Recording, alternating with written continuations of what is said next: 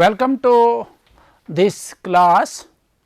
It is 7th class, subject is social science and it is history part, lesson is 4th, the Mughal Empire. कुछ तस्वीर आपके सामने हैं, आप इसको पहचान सकते हैं. ये दिल्ली की जामिया मस्जिद है, ये लाल किला रेड फोर्ट है जो दिल्ली में वाक़ा है, ये हुमायूं का मकबरा है जो कि दिल्ली में ही वाक़ा है, और ये रेड फोर्ट के अंदर ही दीवान आम है और ये दीवान ख़ास है. इन तस्वीर को देखकर आपके जहन में ज़रूर ये जो इमारतें हैं इनकी तामीर करने वालों के नाम आए होंगे. तो ये मुग़ल रूलर्स, मुग़ल हुक्मरान थे. आप जानते हैं कि हिंदुस्तान जो है, खुसूसन जब आप 16वीं सदी की बात करेंगे तो इसमें मुख्तलिफ इलाके, रीजन्स, डिफरेंट रीजन्स, कल्चर्स आज भी हैं, उस ज़माने में भी थे और बिल्कुल मुख्तलिफ हैं. और शायद ही कोई ऐसा हुक्मरान आया होगा जिसने सारे बरसगीर आज का हिंदुस्तान, पाकिस्तान, अफ़गानिस्तान का इलाका, बांग्लादेश का इलाका, बरसगीर सब कॉन्टिनेंट जिसको हम कहते हैं पे एक साथ हुकूमत की होगी. लेकिन ये मुग़ल हुक्मरान ही थे जिन्होंने 16वीं सदी में इसकी शुरुआत की और फिर 17वीं सदी में in 17th century they expanded their rule.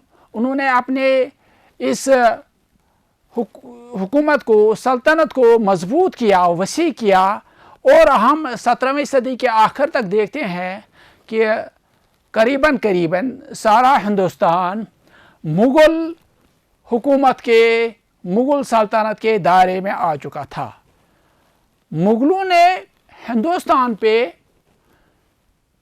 हुकूमत करने के दौरान एक ऐसी विरासत को छोड़ा है, तामीर किया है, उसमें कंट्रीब्यूशन की है जिसको बाद में आने वाले हुक्मरान नज़रअंदाज नहीं कर सकते थे. इसलिए शायद आपको ये पता होगा कि जो मैंने अभी रेड फोर्ट दिखाया आपको, इस वक्त भी हिंदुस्तान के जो वज़ीर आज़म हैं वो रेड फोर्ट से ही, लाल किले से ही यौम आज़ादी के मौके पे कौम से, मुल्क से खिताब करते हैं. तो इस तरह आप देखते हैं कि मुग़लों ने कितना कंट्रीब्यूशन हिंदुस्तान को किया है. तो सबसे पहले हम ये देखेंगे कि हु वर द मुग़ल्स. ये मुग़ल्स कौन थे? मुग़ल जो थे ये हु वर मुग़ल्स, ये माँ की तरफ से चंगेज़ खान के वारिस थे, उसके जानशीन थे, और वालिद की तरफ से ये तैमूर के साथ ताल्लुक़ रखते थे. लेकिन ये अपने आप को चंगेज़ खान की जगह तैमूर के साथ जोड़ने को पसंद करते थे. आप शायद यहाँ पे ये आपके ज़हन में सवाल होगा कि चंगेज़ खान की जगह ये तैमूर के साथ क्यों अपने आप को जोड़ते थे. तो उसकी सीधी सी वजह ये है कि चंगेज़ खान का नाम कत्ल गारत के साथ ज़्यादा जुड़ा हुआ था, तो उसकी निस्बत ये अपने आप को तैमूर के साथ ही जोड़ते थे. और इसको तैमूर के साथ जोड़ने में एक और वजह यह भी थी कि तैमूर ने हिंदुस्तान पे 1398 में कब दिल्ली पे कब्ज़ा किया था. तो ये इन दो वजूहात की बिना पे ये अपने आप को तैमूर के साथ ही जोड़ते थे, यानी ये अपने आप को तैमूरी खानदान का कहते थे। और हर एक मुगल रूलर अपनी एक तस्वीर के साथ तैमूर की तस्वीर भी जोड़ता था। तो उससे जाहिर है कि ये अपने आप को चंगेज़ खान की जगह तैमूर के साथ ही वाबस्ता रखने को तरजीह देते थे। उसके बाद है मुगल मिलिट्री कैंपेन्स। आपको पता ही होगा कि बाबर जो था वो हिंदुस्तान में बाहर से आ गया। पहले वो काबुल पे हुकूमत कर रहा था, जो कि उसने 1504 में हासिल किया था। फिर उसने 1526 में पानीपत की पहली लड़ाई में इब्राहिम लोदी को हराया। उसके बाद उसने 1527 में राणा सांगा को हराया बैटल ऑफ कनवा में। उसके बाद बैटल ऑफ घाघरा भी हुई नुसरत शाह के साथ घाघरा के मकाम पे। तो इस तरह बाबर ने एक नए सल्तनत की बुनियाद डाली जिसको मुगल सल्तनत कहा जाता है। उसके बाद उसका बेटा हुमायूं हिंदुस्तान का बादशाह बना।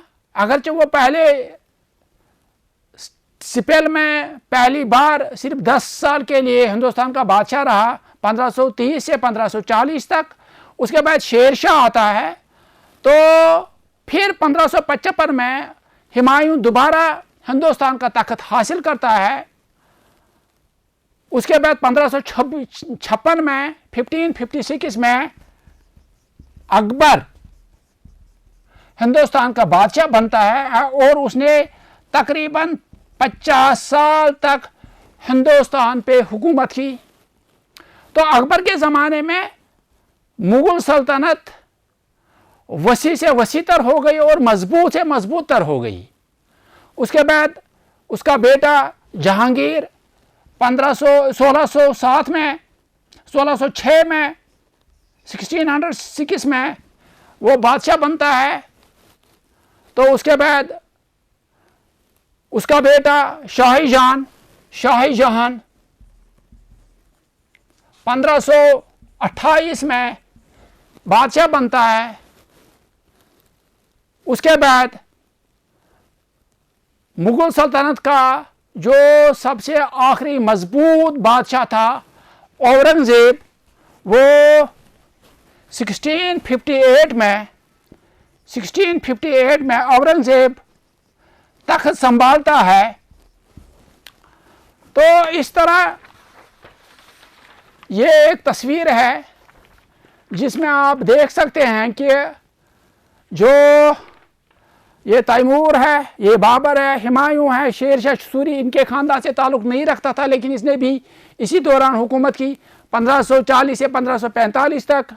उसके बाद अकबर है, जहांगीर है, ये उसकी मलिका नूरजहां है, शाहजहां है। तो ये इनकी बनाई हुई ताजमहल है, लाल किला वो आपने देखा, जामिया मस्जिद है, ये मुमताज़ महल है जो कि शाहजहां की मलिका थी। उसके बाद औरंगज़ेब है, उसके बाद बहादुर शाह जफ़र है।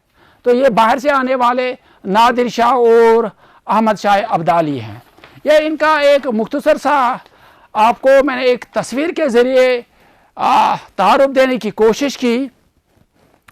तो इस तरह जो ये मुगल सल्तनत यहाँ पे जिसकी बुनियाद बाबर ने डाली और फिर अकबर ने इसको परवान चढ़ाया, तो इन्होंने हिंदुस्तान में लगातार बाकी जो छोटे बड़े राजे थे, किंग्स थे, उनके साथ जंग जदल में हिस्सा लिया।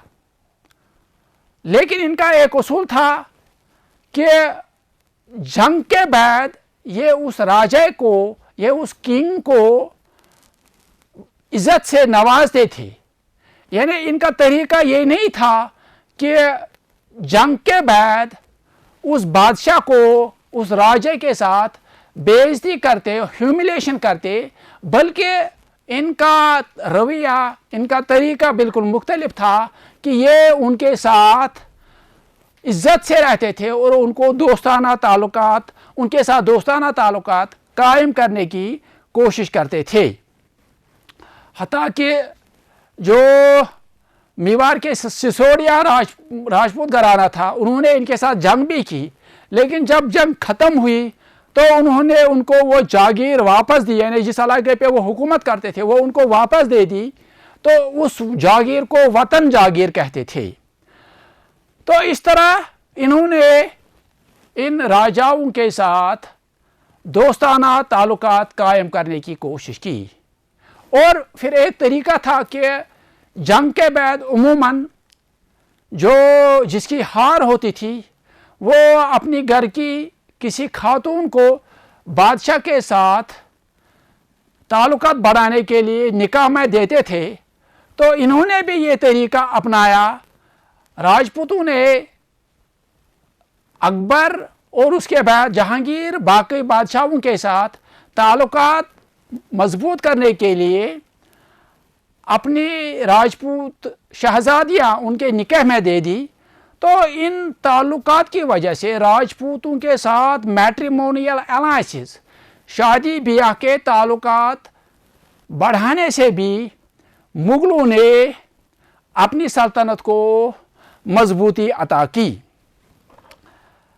जब अब हम देखते हैं कि इन्होंने अपनी सल्तनत को मजबूत बनाया, तो इन्होंने एडमिनिस्ट्रेशन को, इंतज़ामिया को एक सही सिमत देने के लिए भी बहुत से उसूल वाज़ह किए। अकबर सबसे पहला बादशाह था जिसने इस सिमत में पहल की और उसने एक मजबूत, एक साफ सुथरा इंतज़ामिया वज़ा करने की कोशिश की। हमारे पास अबुल फजल का अकबरनामा है। ये अबुल फजल ने, जो अकबर के करीबी दोस्त थे, आलिम थे, एक बड़े मनसबदार थे, तो उन्होंने अकबरनामा लिखा है। उसकी 3 जिल्दें हैं। तो तीसरी जिल्द जो है, जिसको आईन अकबरी कहा जाता है, आईन अकबरी, तो उसमें अबुल फजल ने अकबर के इंतज़ामिया की पूरी एक तस्वीर हमारे सामने रखी है कि अकबर किस तरह हिंदुस्तान पे हुकूमत चलाता था। इंतज़ामिया को चलाने के लिए सबसे अहम बात जो हमारी नज़र से गुज़रती है वो है मनसबदार्स एंड जागीरदार्स। मनसबदार्स एंड जागीरदार्स। हम आज के दौर की मिसाल लेते हैं कि हिंदुस्तान में इंतज़ामिया चलाने के लिए मुख्तलिफ सर्विस कैडर्स हैं, जैसे IAS है, IPS है, यहाँ कश्मीर में KPS KAS हुआ करता है। तो इस तरह IAS IPS या बहुत सी सर्विसेज हुआ करती हैं। उस ज़माने में जिस निज़ाम के तहत इनको इंतज़ामिया में शामिल किया जाता था उसको मनसबदारी निज़ाम कहा जाता था। मनसबदारी निज़ाम कहा जाता था। मनसब का मतलब है ओहदा, पोजीशन। हर एक सिविल और मिलिट्री ऑफिसर जो हुआ करता था उसको एक ओहदा दिया जाता था, उसी को मनसबदार कहते थे। इसमें 2 रैंक्स थी, 2 ओहदे थे। एक ज़ात का था और एक सवार का था। ज़ात और सवार। ज़ात का मतलब यह होता था कि उसका अपना ओहदा क्या है, और सवार का मतलब यह होता था कि उसके मातहत कितने घुड़सवार, यानी वो फौजी जिनके पास घोड़े होते थे उनको घुड़सवार या कैवलरी मैन कहते थे। तो ज़ात और सवार दो रैंक्स थी। ज़ात एक तो उसकी ज़ाती तनख्वाह, ज़ात का मतलब होता था ज़ाती ओहदा और तनख्वाह, और सवार का मतलब ये होता था कि उसके मातहत कितने घुड़सवार होंगे। तो ये तो मनसब की बात हुई। फिर उसमें उसके जो जिम्मेदारियां हुआ करती थी, जिम्मेदारियां, रेस्पॉन्सिबिलिटीज, जिम्मेदारियां, तो जिस इलाके में इस मनसबदार को तैनात किया जाता था तो वहाँ का जो लैंड रेवेन्यू, मालिया, उसके बारे में भी बात होगी अभी आगे, लेकिन यहाँ मैं ये अर्ज करूँ कि मालिया जो लैंड रेवेन्यू हुआ करता था तो वो जमा करना और उस इलाके में जो नज़्म नस्क एडमिनिस्ट्रेशन है उसको चलाने के लिए ये रेस्पॉन्सिबिलिटीज़ इस मनसबदार की हुआ करती थी।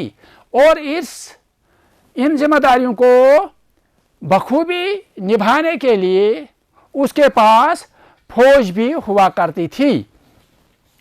तो ये जो मनसबदारी निज़ाम है ये अकबर से शुरू हुआ। और यहाँ ये भी मैं अर्ज़ करूँ कि सबसे कम ओहदा जो होता था वो 10 का होता था, और जब जो सबसे आला ओहदा होता था वो 5000 का होता था।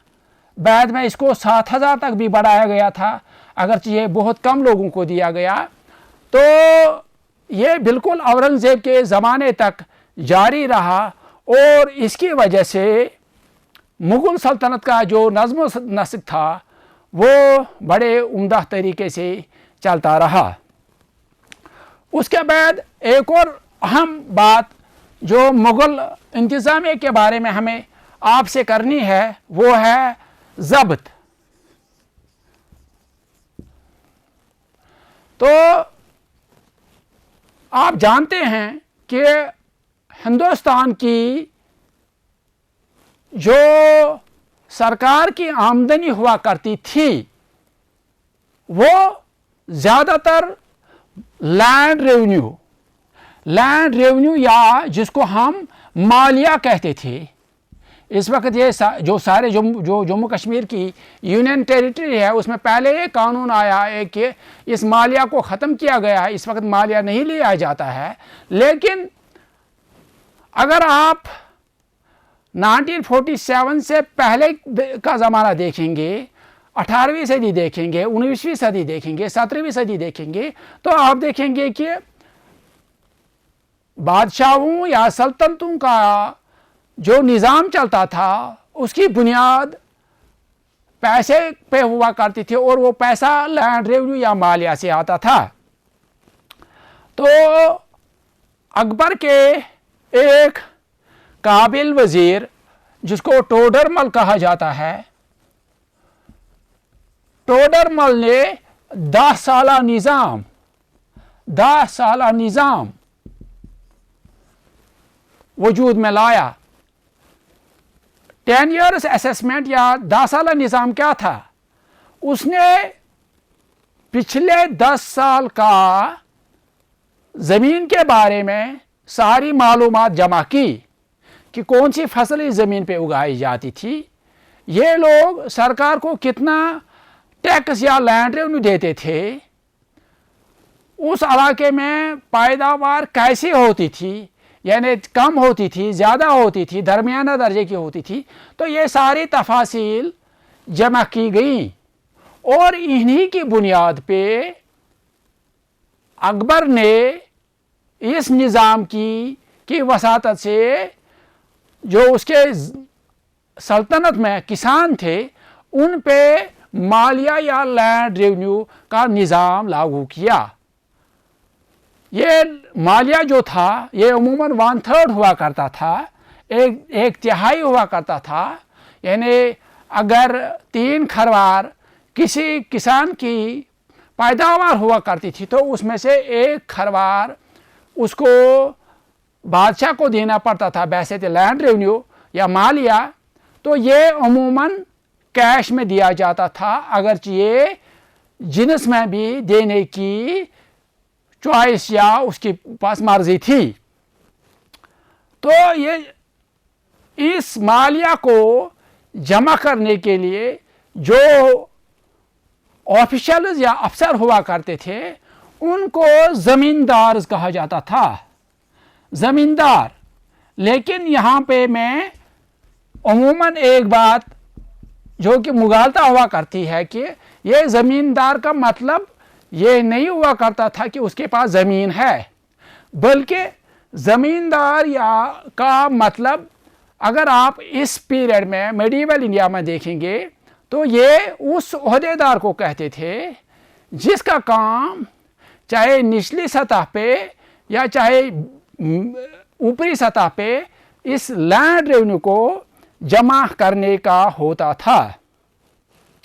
लेकिन हमें ये भी याद रखना चाहिए कि जब इनके पास पैसा आता था ज़मींदार के पास, किसानों से या जो हेडमैन हुआ करते थे, गाँव के मुकदम हुआ करते थे, उनसे इन ज़मींदारों के पास पैसा आता था, तो ये कभी कभी इतने पावरफुल होते थे कि अगर मुग़ल ऑफिशल्स जो हाईएस्ट ऑफिशल्स थे वो इनको एक्सप्लॉइट करते थे, तो ये ज़मींदार इनके खिलाफ, मुग़लों के खिलाफ बगावत भी करते थे।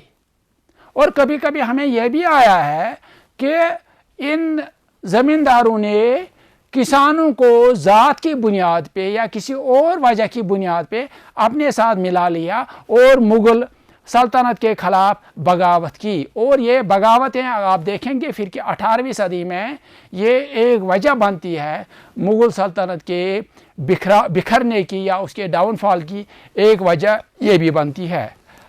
उसके बाद जो अकबर की दूसरी पॉलिसीज़ हैं, अकबर्स पॉलिसीज़, मैंने अभी कहा कि अबुल फजल ने इसका जिक्र किया है कि अकबर की मुग़ल इंतज़ामिया को चलाने के लिए उसने एक वाज़ेह निज़ाम रखा था।